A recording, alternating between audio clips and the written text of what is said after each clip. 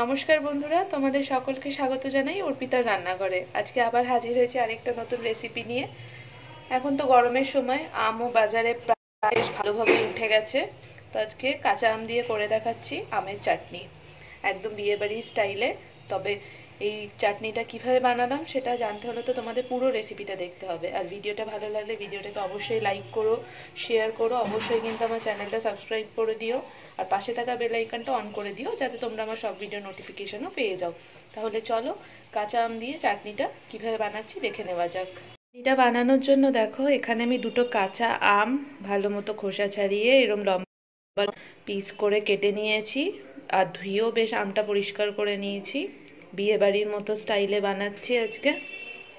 তো এদিকে কড়াইতে দেখো প্রথমেই দিয়ে দিচ্ছি সর্ষের তেল। এবার তেলে দিয়ে দিলাম একটু পাঁচ ফোড়ন।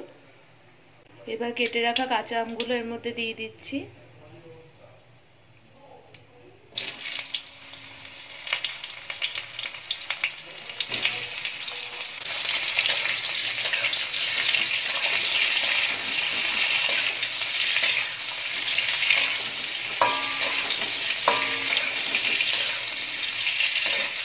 এবার দিয়ে দিচ্ছি এর মধ্যে হলুদ গুঁড়ো।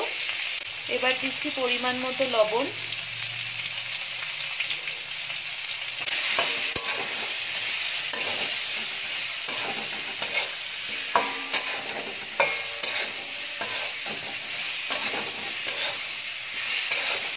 এবার দিয়ে দিচ্ছি এর মধ্যে জল। জলটা তোমরা তোমাদের পরিমাণ মতো ব্যবহার করবে। চাটনিটা তোমরা একটু ঝোল ঝোল করবে কি মাখো মাখো করবে, সেই হিসাবেই জলটা কিন্তু ব্যবহার করবে। এবার এর মধ্যে চিনি দেব। তবে এখানে আমি চিনি ব্যবহার করছি না, কিন্তু আমি ব্যবহার করছি বাতাসা, গুড়ের বাতাসা।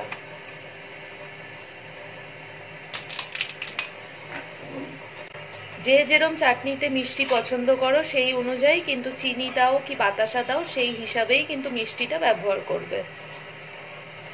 এবার গ্যাসের ফ্লেমটা মিডিয়ামে রেখে দিয়েছি আমগুলো বেশ ভালো মতো সেদ্ধ হয়ে যাওয়ার জন্য, আর ওদিকে বাতাসাটাও গলে যাওয়ার জন্য।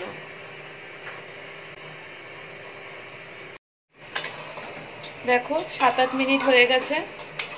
মাঝখানে গ্যাসের ফ্লেমটা একটু হাইতে দিয়ে দিয়েছিলাম। আমগুলো দেখো বেশ ভালো মতো সেদ্ধ হয়ে গেছে। এই যে দেখো বেশ নরম হয়ে এসছে। ঝোলটা আমি আর বেশি গাঢ় করব না, একটু পাতলা পাতলাই রাখছি। এবার এই চাটনিটা নামিয়ে নেব। খুব সহজেই কিন্তু হয়ে গেল, আর খুব একটা বেশি সময়ও লাগলো না, উপকরণও খুব কমই লাগে। তো খাওয়ার পর শেষ পাতেই চাটনিটা তোমরা অবশ্যই বানাতে পারো।